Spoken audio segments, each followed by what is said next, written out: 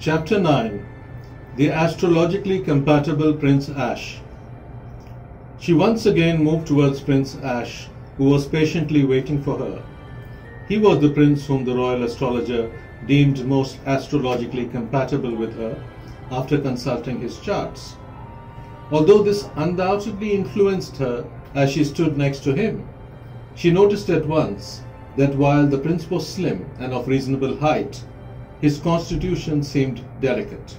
He swayed slightly, as if he could not stand properly, and cuffed in between talking to her, thus confirming her fears that this was a prince who would need caring for and looking after, rather than a prince who would protect and look after her. Even so, she continued to talk to him, because his kind and gentle manner touched something in her. While they conversed mainly about the weather, Roopali ruminated about his suitability. It was true that she wanted the man she chose to be her husband, to be special in every way, but physical strength was not everything, she reminded herself, and muscles alone did little to promote a happy marriage.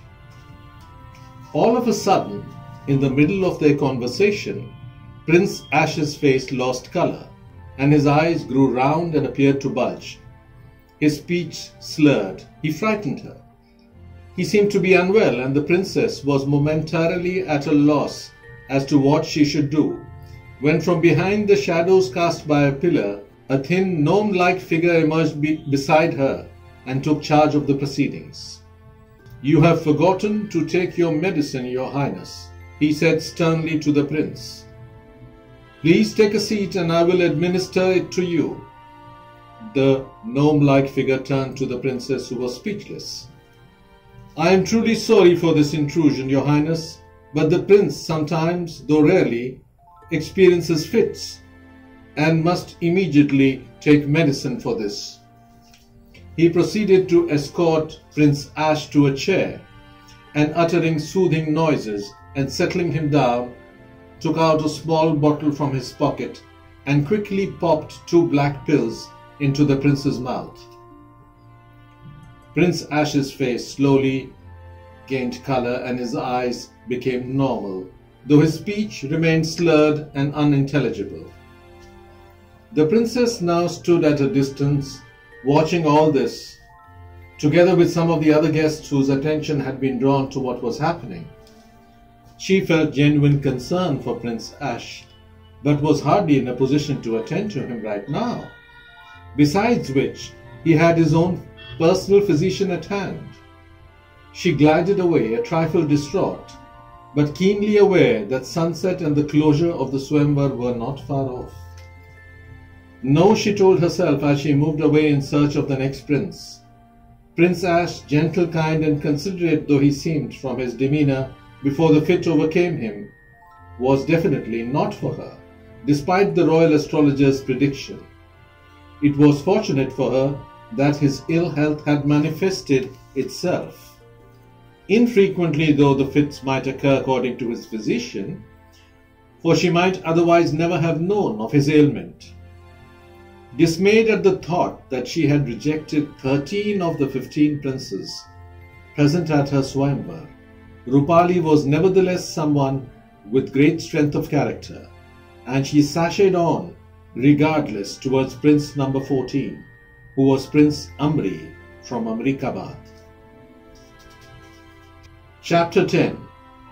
Prince Amri from Amrikabad.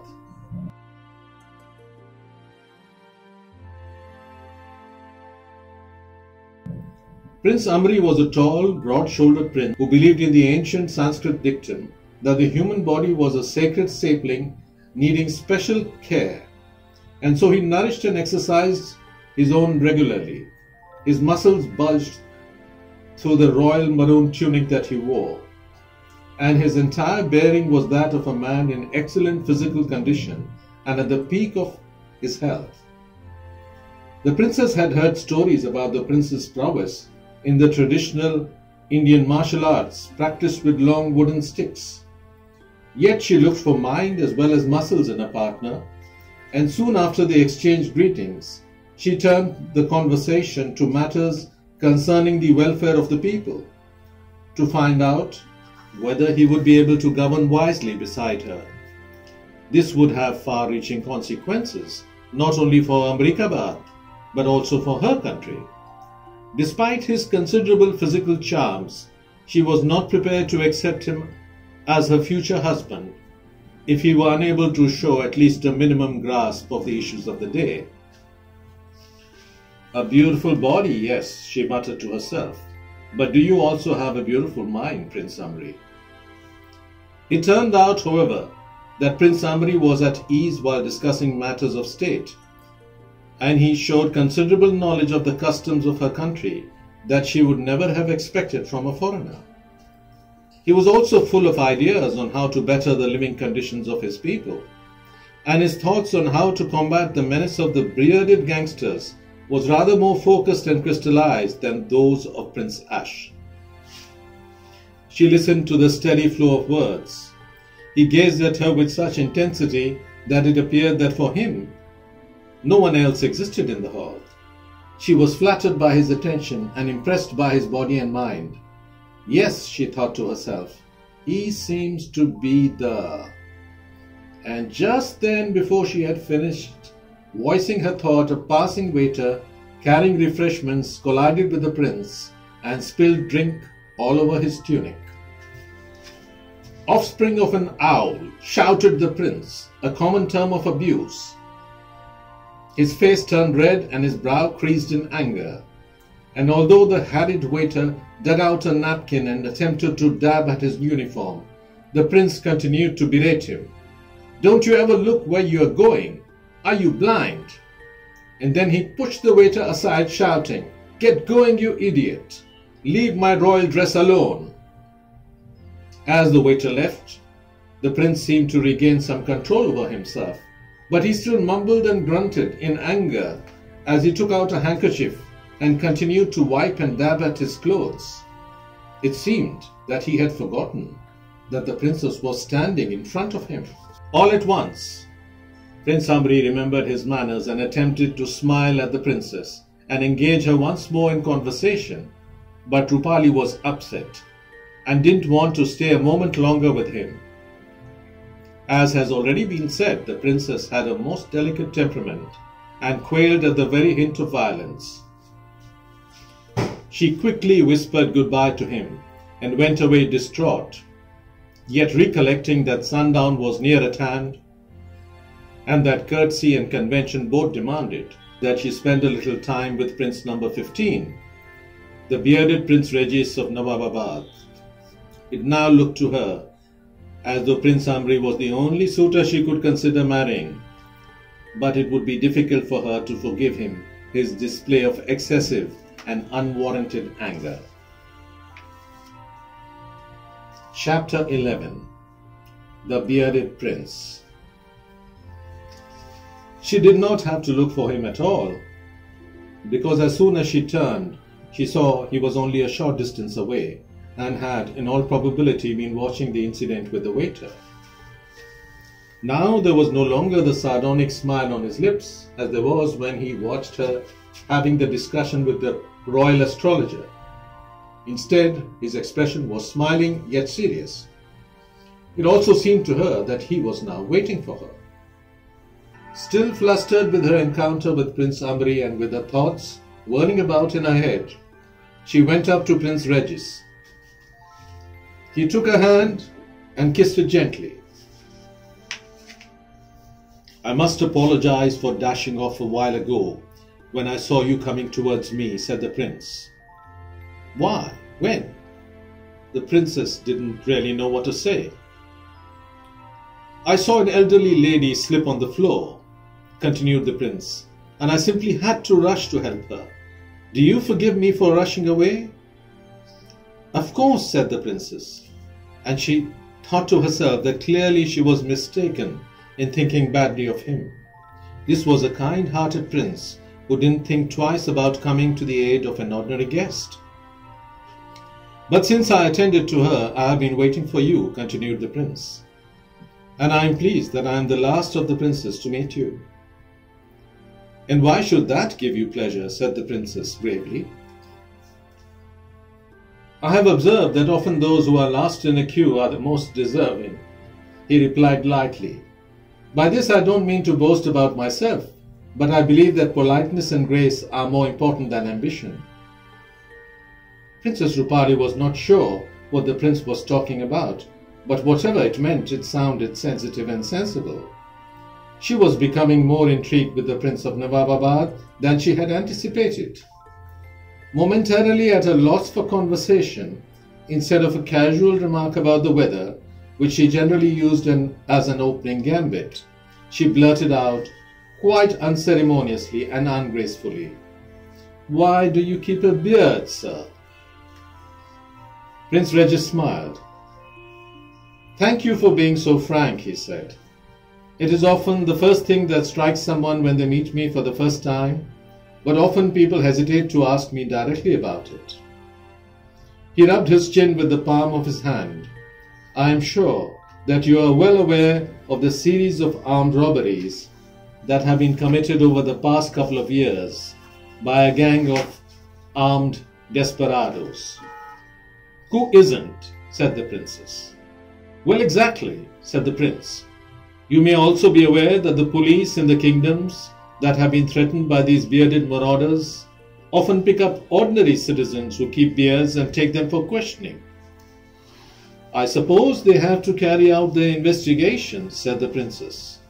"Most certainly," said the prince, "but unfortunately often those who are picked up and taken to police station are taken there not on the basis of information collected or as a result of any investigation, but merely on the strength of their possessing a beard." His brow furrowed. "This was also happening in my kingdom until a few months ago." He paused. "Now there are many people in the world who keep a beard on account of religious reasons, or simply because they wish to do so. They are artists, painters, and other creative people who don't care for a clean-shaven appearance. The police does not draw any distinction between such people and criminals and take the easy option of targeting any person with a beard. My understanding is that while it is important to catch these bearded gangsters and have them punished, it is even more important to ensure that no person in my kingdom should be persecuted merely on account of possessing a beard." "And how can you ensure this happens?" asked the princess, her curiosity provoked. "A simple solution," answered the prince. "I decided I would keep a beard myself, so that the young men of my country would feel free to grow beards despite any opposition from their families, because they could always cite me as an example to their parents. My keeping a beard would also make the bearded gangsters feel less important, for beards would no longer appear to be so fearful. Again, if I kept a beard, it would also send a powerful message to all those connected with the maintenance of justice that they could no longer treat someone as a suspect and torture him merely because he had a beard." He paused again as if recollecting something. It took time, but now the situation is much better for honest men with beards. "And how do you know this?" asked Roopali. "Religious leaders came to me several months ago complaining of persecution. The same people have come to me recently and have told me that the persecution of bearded people has now stopped. Now we even have young policemen making applications to their superiors for permission to grow a beard." "I have to say that I am impressed," said the princess, stirred in spite of herself. "In truth, I would never have suspected that there might be a high motive behind someone growing a beard." She was thoughtful. "Forgive me for my bluntness, but although you appear to have kept your beard from the best possible motives, I have to confess that I have the impression that many people who keep beards, especially chin straps such as yours, are somewhat pretentious." "As a young lad I thought so as well," said the prince, smiling, and the princess saw that his smile was very beautiful. "But I no longer think so. I thought at first of growing a full beard, but I think a smaller beard is tidier and suits me more. I am not pretending to be anything I am not, and believe me when I say this, I am far from being pretentious." The princess was about to ask another question, But as soon as she opened her mouth, the bell rang, signaling the end of the swayamvara. This, of course, meant the end to any further conversation with Prince Rajesh, so she politely took her leave. The question she meant to ask the prince was this: was his decision to wear a blue jacket and a blue rose for the swayamvara deliberate, because he too loved the color blue, or if it were a mere chance?